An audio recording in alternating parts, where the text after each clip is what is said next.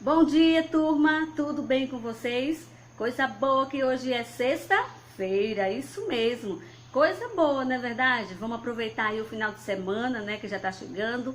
Mas a gente tem aula hoje, tá certo? Vamos estudar? Vamos lá, então já pega o teu livro aí, porque hoje nós vamos falar sobre arte. Quem gosta de arte aí? Eu sei que vocês gostam, né? Na sala de aula a gente fazia muita arte, usava muita tinta, enfim. Vocês hoje, nesse final de semana, também vocês irão fazer isso, tá bom? Então já pega o teu livro de arte, tá certo? E a gente vai abrir na página 50, porque hoje nós iremos falar sobre a natureza morta. Como é isso? Pintura, natureza morta. Como é essa pintura, Tia Jane? Então, minha gente, é interessante, né? Alguns artistas, eles usam esse tipo de pintura e são muito famosos, como por exemplo aqui, a gente tem aqui um exemplo no livro, é Felipe Ramírez. Esse camarada aqui é um dos grandes exemplos de pintores clássicos, né, de uma época em que as pessoas utilizavam, né, na verdade são os pintores, utilizavam de natureza morta. Por que é chamado de natureza morta? Eles usam muito o que? Os objetos, principalmente os vegetais, né? Por exemplo, tomate, verduras, legumes, usam para fazer sua pintura, isso mesmo. Então pega o livro aí e acompanha a aula comigo. A gente vai dar uma lida na primeira introdução aí, dizendo, né, falando logo sobre o que é natureza morta. E a gente vai ver também algumas imagens que o livro, ele dá essa sugestão para a gente. Vamos lá? Natureza morta, lê comigo. É um gênero de pintura e tema constante nas obras de arte de diferentes épocas. Olha só, minha gente. Então é um gênero bastante clássico, né? Isso é uma arte de diferentes épocas e movimentos de muitos artistas, certo? Essa pintura é considerada clássica, como eu falei. Porém, muitos artistas contemporâneos utilizam esse tema para realizar seus trabalhos nos dias atuais. É mesmo. Eu acredito que muitos de vocês já viram alguns quadros, né? Principalmente tem muitas famílias que gostam daqueles quadros que tem alimentos, não é verdade? Que tem aquele fundo com frutas. Eu sei que vocês já viram. Bem, então vamos lá. Apresentando narrativas e elementos mais modernos. Isso aí. As cenas com objetos domésticos e inanimados do cotidiano, como utensílios de cozinha, porcelanas, potes de vidro, livros, bem como frutas, verduras, flores e até mesmo animais. Tá vendo? Então é por isso que é chamada de pintura de natureza morta, ok? Bom, aí continuando aqui. Foram criados buscando desde a mais fiel apresentação da realidade até a chegada da desconstrução das formas de cores, é verdade. E aí o que eles usam? Normalmente usam fundo mais escuro, como vocês observam aí, ó, na tua imagem aí no teu livro, observa bem, certo? Ó, fundo bem escuro. E quais são os elementos que eles utilizam aqui? A gente tá vendo aqui, ó, frutas, né, uva. A gente tá vendo até um frango aqui pendurado, não é verdade? Flores, aqui parece, eu não sei bem o que é isso, parece uma banana, mas não é. Não sei o que representa isso. Bom, mas são coisas de vegetais, não é? São utensílios que tem em casa. Então, a pintura de natureza morta se torna dessa forma, certo? Eles utilizam esses utensílios, tá certo? Bem, logo aqui abaixo, nós vamos perceber que essa obra que a gente acabou de ver no livro, ela é de Felipe Ramírez, de 1628. Óleo sobre tela, certo? Então, é uma natureza morta, ok? Então, natureza morta com cardo, frango, uvas e lírios. Ah, gente, isso aqui é cardo. Bom, o que é cardo, né? Eu também não sei. Vamos dar uma lida. Logo aqui abaixo, ele já está explicando. Vamos ler. Cardo é um tipo de planta comum na Europa, na Ásia e em parte da África. Agora sim, né? Agora ficou fácil para a gente entender melhor o que é isso, nessa pintura aqui, certo? Então vamos lá. Então quem é esse artista Felipe Ramírez?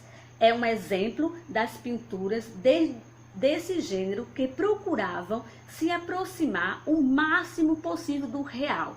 Cara, era tão perfeito que deixava a pintura muito original, né? Quem via ficava assim, ó, né, impressionado.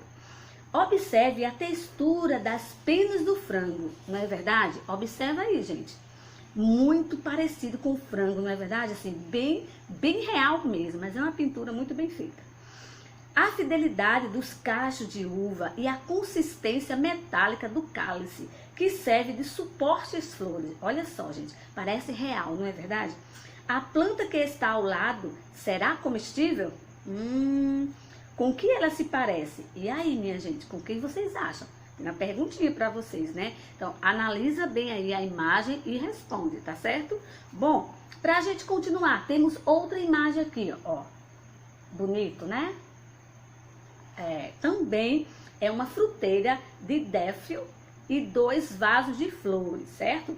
Já essa pintura não é de Felipe Ramírez. Essa daqui é de Thomas Helpers. Acho que é isso. Bom, ele é de 1642. Vocês observam aí. Observa bem na imagem, tá certo? O teu livro aí. Acompanha aí. Vamos ler. A obra de Helpers também se aproxima muito da realidade. Observe o detalhe da renda da toalha, as frutas que são trabalhadas, revelando esta moldura. Observa. Verdes ou até em partes começando a estragar. O desenho da fruteira é minucioso e delicado e ela está colocada de maneira harmoniosa e simétrica entre os 2 vasos de flor. O fundo escuro destaca os objetos e realça as cores claras. Isso mesmo, dá só uma olhada, minha gente, que parece de verdade que a fruta já está um pouquinho estragada ali na fruteira, né? Na fruteira não, nessa moldura aí, né? Nessa panela aí tão bonita, tão bem feita, não é verdade? Então, os detalhes dos artistas são muito minuciosos, muito bem feitos, se aproximando muito do real. Por isso que eles são artistas, não é verdade? Não é à toa que eles têm esse talento. Então, quer saber mais? Depois vocês dão uma lida aí para saber quem é Paul Cézanne, tá? Que criou pinturas de natureza morta de uma forma muito especial. Então, vocês vão pesquisar aí, pega o telefone aí, ó, e digita quem é esse camarada e você vai descobrir um pouco sobre ele, tá certo? Eu vou deixar um vídeo também para vocês poderem contemplar, né, um pouco de algumas imagens de pintura de natureza morta, tá? É muito bacana, vocês vão ficar impressionadas por essas pinturas, tá bom? Além do vídeo, a gente vai para a página aqui, ó. Vocês vão fazer essa atividade aqui. Na página 52, tá certo? Esse daqui. A gente teria uma outra atividade para a gente fazer, mas seria na sala de aula. Nós não estamos, né? Então, nessa página aqui, vocês vão criar um ambiente, vocês vão pegar, colocar numa mesa, algum lugar, objetos, como a gente lemos aqui no conteúdo, de como é feita a pintura de natureza morta. Eles usam o quê? Os objetos. Você pode pegar o vaso da mamãe que tem em casa, ou um vaso, ou alguma coisa de vidro, ou frutas, ou banana, e você pode colocar. E aqui você vai fazer essa pintura, tá bom? Tentando se aproximar bem do real. Aí você vai usar as suas cores.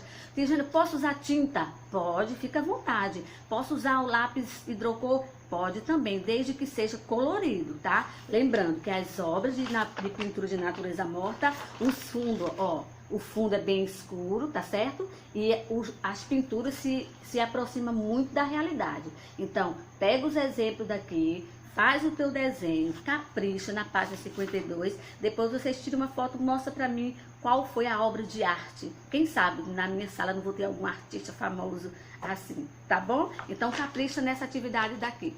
Assiste o vídeo, tá bom? Siga nas imagens muito belas de alguns artistas sobre a natureza morta, ok?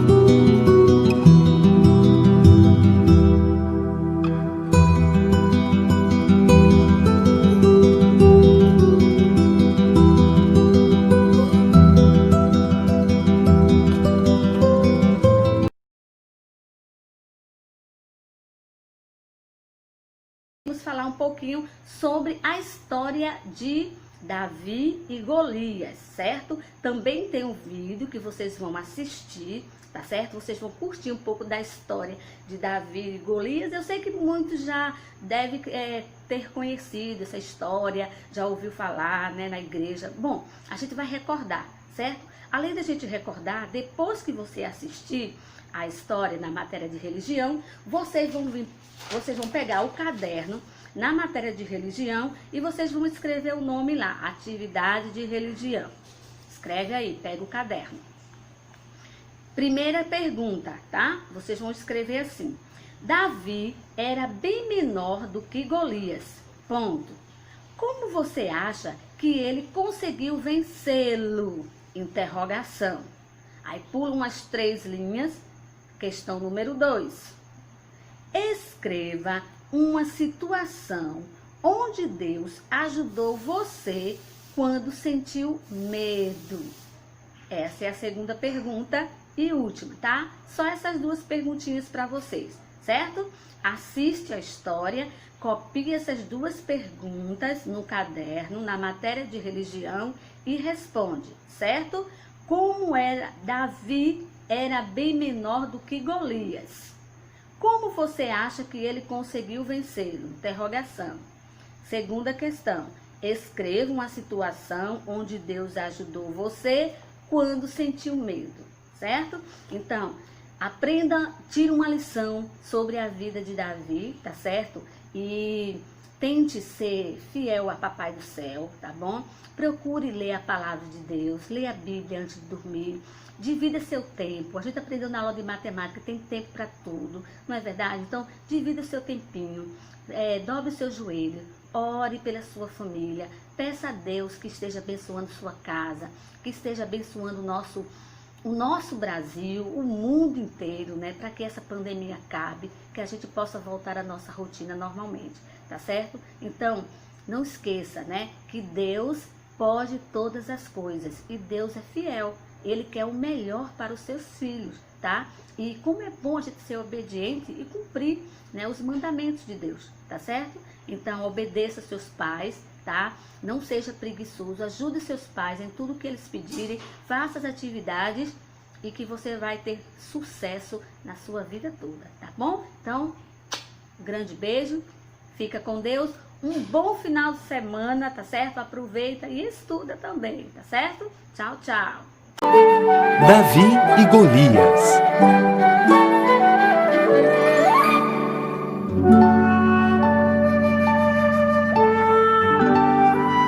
Davi era o filho caçula de Jessé.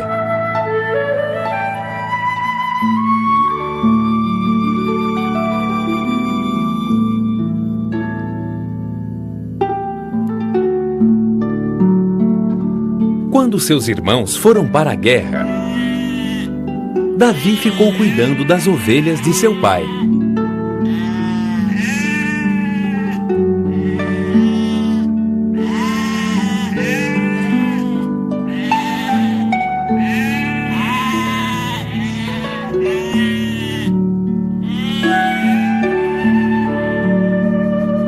Passado alguns dias, o pai de Davi pediu que ele levasse alimento para seus irmãos. No dia seguinte, Davi se levantou bem cedinho e partiu.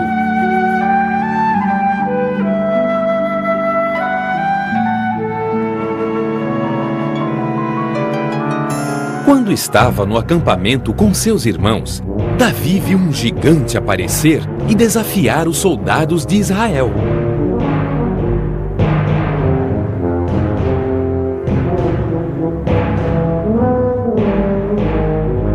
Escolham entre vocês um campeão para lutar comigo. Ele representará todo o povo. Se ele ganhar, os filisteus serão seus escravos. Mas se eu ganhar, vocês serão nossos escravos.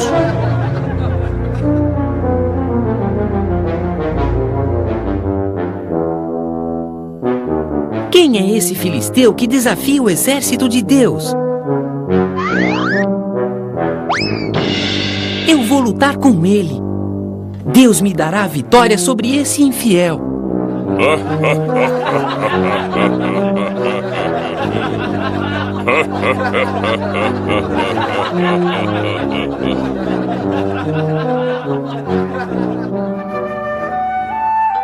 O rei Saul ficou sabendo da vontade de Davi de enfrentar Golias e mandou chamá-lo. Davi, você é um pastor e Golias é um grande guerreiro.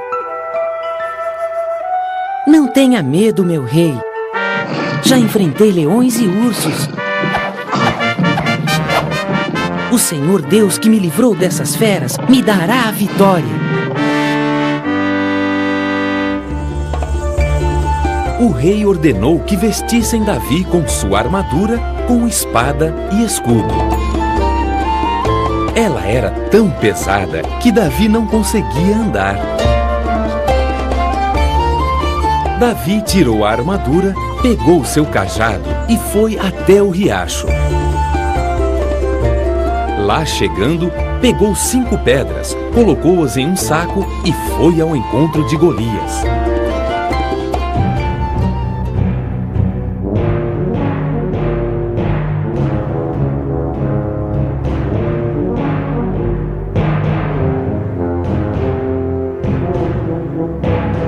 Sou algum cão para você me enfrentar com pau e pedras? Você vem lutar com espada e escudo. Eu vou lutar com você em nome do Senhor Deus.